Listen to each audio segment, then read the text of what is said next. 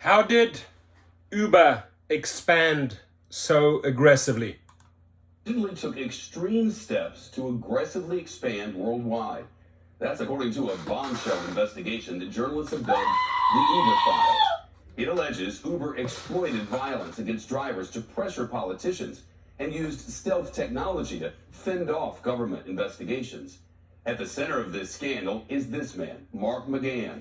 He's a longtime lobbyist who previously served as the public face of Whistleblower McGann, we love More you. than 124,000 internal documents to the Guardian newspaper. They span from the years 2013 to 17. The British newspaper then shared the files with an independent panel of journalists and other news outlets, including the Washington Post.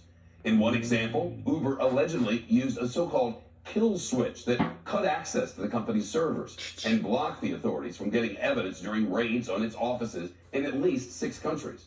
During a police raid in Amsterdam, the former CEO Travis Kalanick allegedly issued this order to his colleagues: please hit the kill switch ASAP. Access must be shut down in Amsterdam. Uber, responding to the report, in a statement, the company's spokesperson acknowledged mistakes in the past and wrote that Uber's current CEO had been tasked with transforming every aspect of how Uber operates.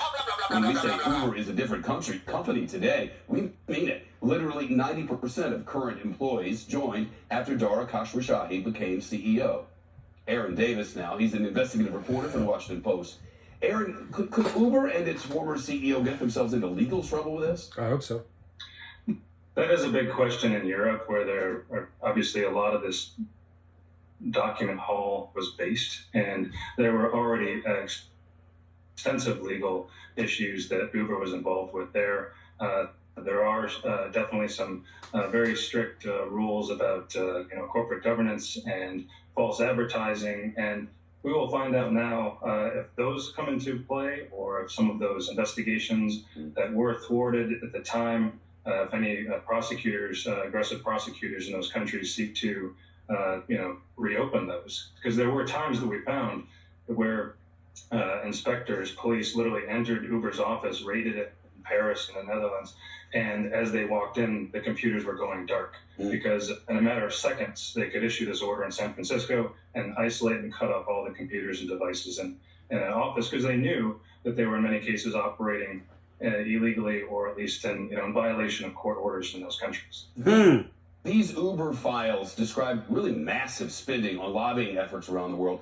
Nothing inherently wrong with lobbying for a cause, but what does your reporting reveal about the way in which the company pressured governments?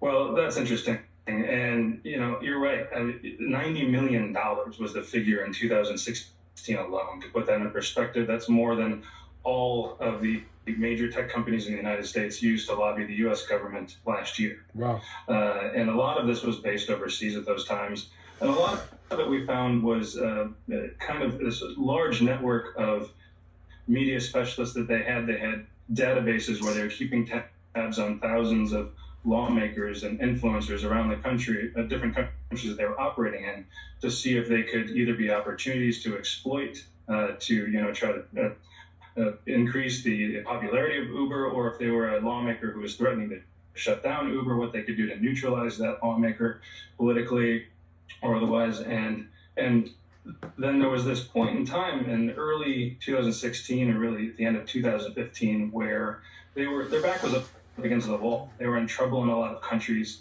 and there was these Uber in trouble? protests No. by taxi cab drivers who had They're not in been trouble. displaced by the increase of Uber riders.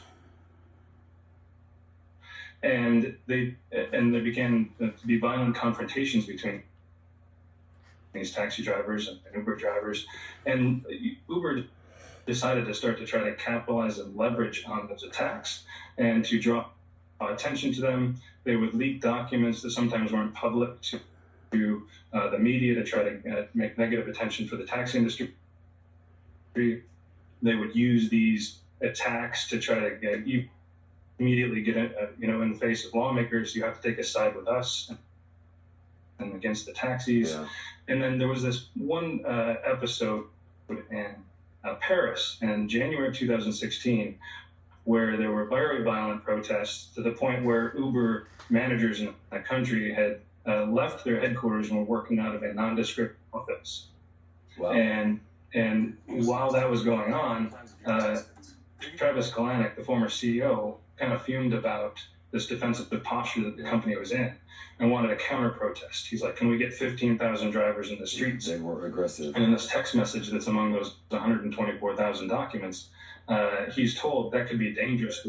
That could be dangerous to put our drivers out there. Yeah. Aaron Davis, some incredible reporting. Thanks so much for your time. Appreciate it. Thank you, buddy. Thank you. We appreciate you. Thank you. Great article. Let's see. What's the next one here? Trying to put a stop on that there. There we go. Freeze it. It's the place to stream Freeze new it. movies from Freeze theaters. it. Freeze it. There we go. So feel free to chime in.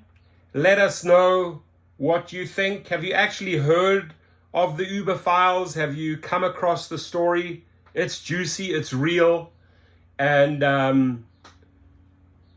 there's still going to be a whole bunch of heads that will roll, right? Right now, a lot of politicians that have been confronted, for example, the mayor in Toronto, denial, no, wasn't part of it.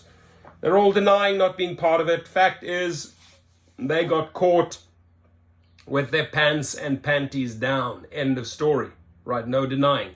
If you were deactivated, please go to GigRocket. Go to the deactivated to reactivated course. Let us help you get back on the road. And I'd love to hear your comments. Thank you.